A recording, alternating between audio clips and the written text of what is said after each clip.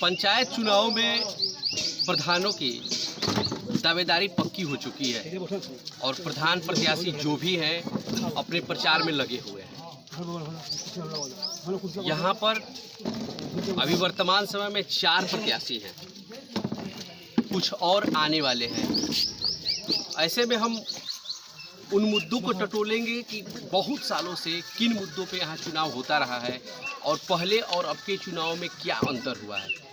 ऐसी ही तमाम बातों को समझने के लिए, अपने दर्शकों को बताने के लिए ग्राम सभा देवकली में हम जुड़ रहे हैं वरिष्ठ नागरिक वकील विजेंद्र राय जी से।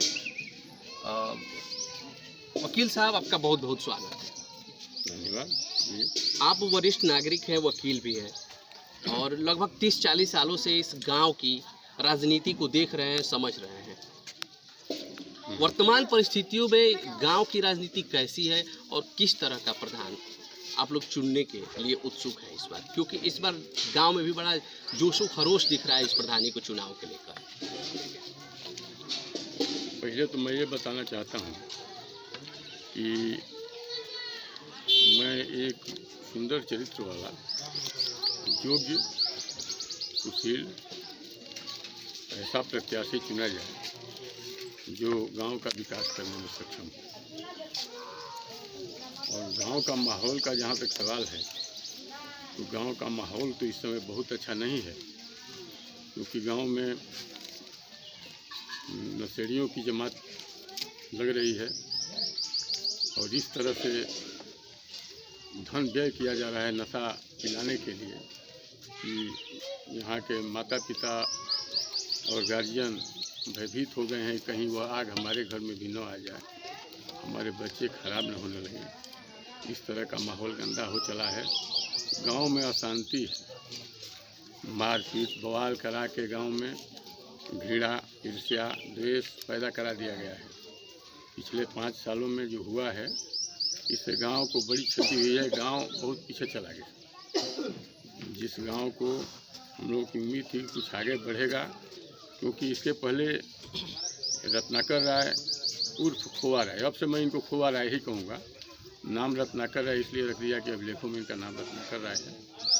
खोआ राय ही अब कहा करूँगा कि खोआ राय की ही पत्नी अंजलि चुनाव लड़ी थी और विजयी हुई थी, और उनके प्रधानी काल में, क्योंकि खोआ राय ही प्रधान पत्नी थे, उनके नेतृत्व में गांव का विकास किया, समुचित विकास हुआ। जो भी सरकारी धन आया बिना भेदभाव के गांव के हर मोहल्ले में लगाया गया। हर मोहल्ले में जो जो कमी थी, जो विकास करना था, इन्होंने किया।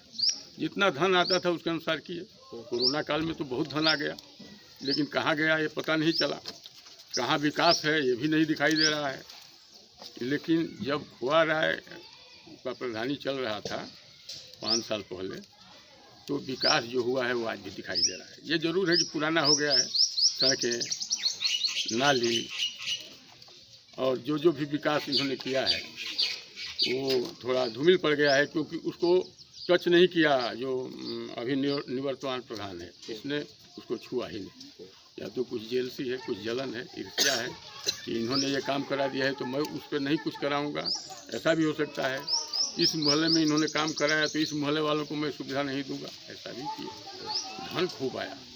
इस कोरोना काल में अगर वो चाहे होते तो गांव का विकास माने टॉप पे हो गया होता। हमारे नज़दीक के गाँव में हमारा गांव सबसे उत्तम हो गया होता, क्योंकि विकास पहले ही हो चुका था। थोड़ा सा उनको मन लगाना था, इसमें विकास बहुत ज़्यादा होता, लेकिन आज विकास ठप पड़ गया है। अच्छा, जैसे कि आप खोआ राय का नाम ले रहे हैं, तो खोआ राय का परिवार भी लंबे समय तक इस गांव में प्रधान रहा है।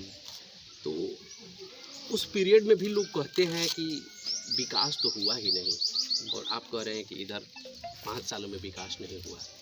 तो इन 5 सालों का नाम 30 साल या 32 साल है, आप किस नज़रिए से देखते हैं, क्योंकि आपने बहुत ज़माने से इस गांव को देखा है, समझा है। ऐसा है कि खोआ राय से पहले इनके पिताजी ही प्रधान थे, वीरेंद्र राय उर्फ गांधी राय। अब उनको मैं गांधी राय कहूँगा। गांधी राय का नेतृत्व चला कम से कम 30 सालों तक। 30 साल तक 5-6 बार वो प्रधान रहे और क्यों प्रधान रहे, ये तो सोचने वाली बात है। भाई एक प्रधान अगर गलती करेगा तो दोबारा नहीं आ पाएगा, लेकिन क्यों आते रहे, बार बार रिपीट होते रहे। गांव पसंद करता था, तभी तो गांव को अच्छी सुविधा देते थे, विकास कराते थे। जो उस समय धन आता, धन उस समय कम ही आता था, सरकारी धन, लेकिन सब में बिना भेदभाव के जो जिस तरह से उन्होंने काम किया, सबको आदर दिया, सबके साथ बढ़िया व्यवहार बनाया, गांव के झगड़े छोटे मोटे जो भी थे सबको उन्होंने सुलझाया, शांति स्थापित किया। इन सारी बातों से गांव उनको पसंद करता था। जो धन आया, धन भी लगाए, रास्ता नाली आज उन्हीं के समय का बनाया हुआ खड़ंजा उजाड़ दिया गया है। वीरेंद्र राय के, गांधी राय के समय में ही वो खड़ंजा बना। खड़ंजा लगा था, ईंट की खड़ंजा लगता था, भट्ठा वाला ही, पल पे वर्ष नहीं था। हाँ, तो वो लगाया गया था। उधर से गांव के 1/3 से भी अधिक जनता उस रास्ते से गुजरती है, लेकिन आज उस रास्ते को उजाड़ दिया गया। 30 साल से वो रास्ता चल रहा था। यही वीरेंद्र राय के प्रधानी के काल में बना। 2 लेखपाल बुलाए गए, दोनों लेखपालों से नापी कराई गई, खूब नाप तौल करा करके वो रास्ता बनवाया गया।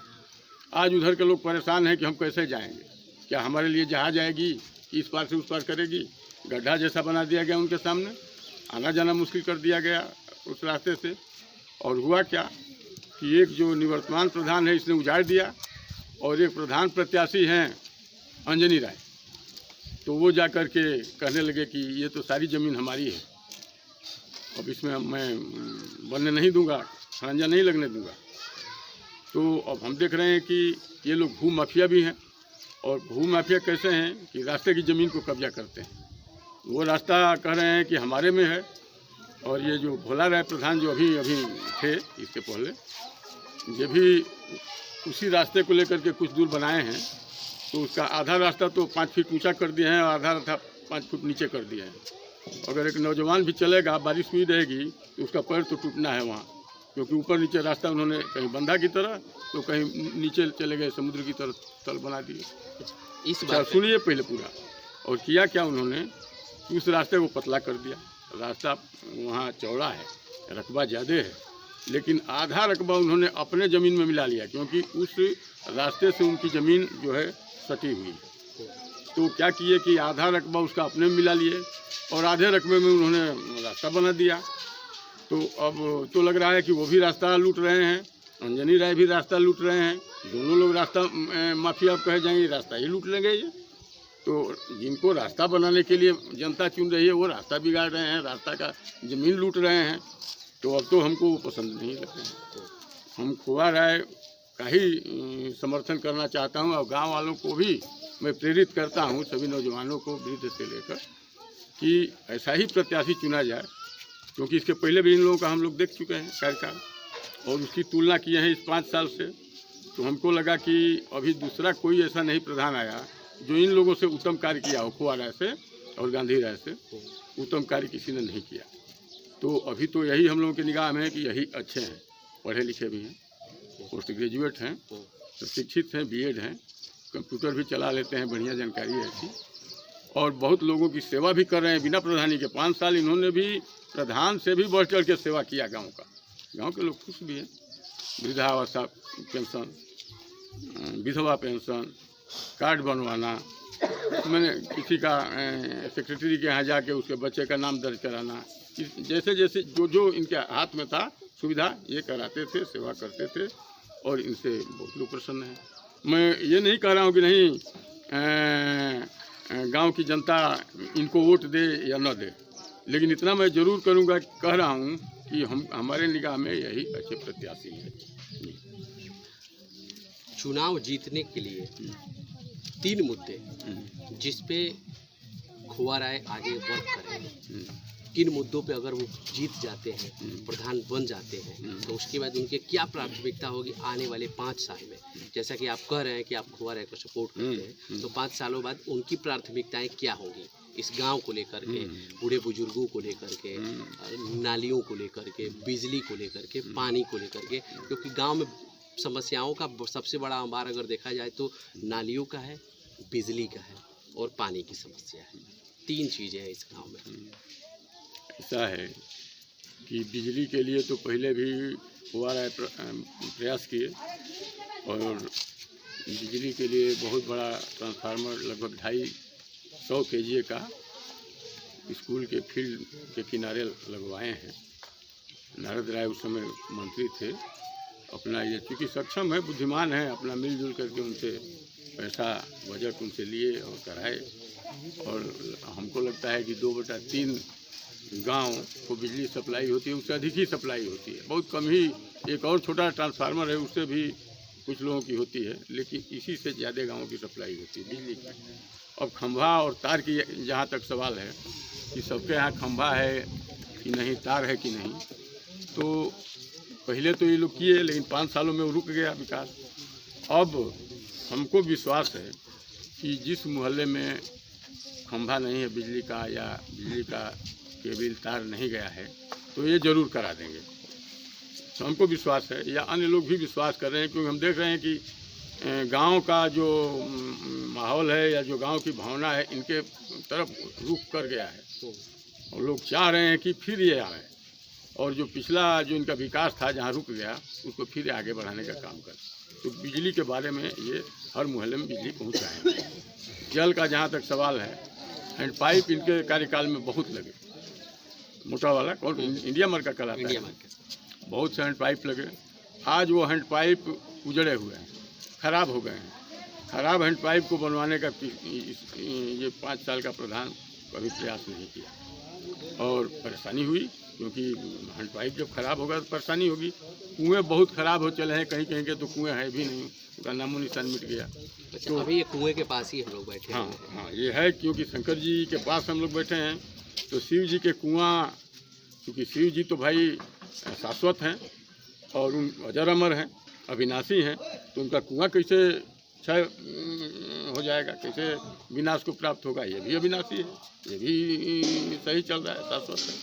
तो यहाँ का तो कुआँ ठीक है, और यहाँ भी ये खोआ रहा है, यहाँ भी काम कराए, और फिर यहाँ भी काम कराएंगे, हमको विश्वास है।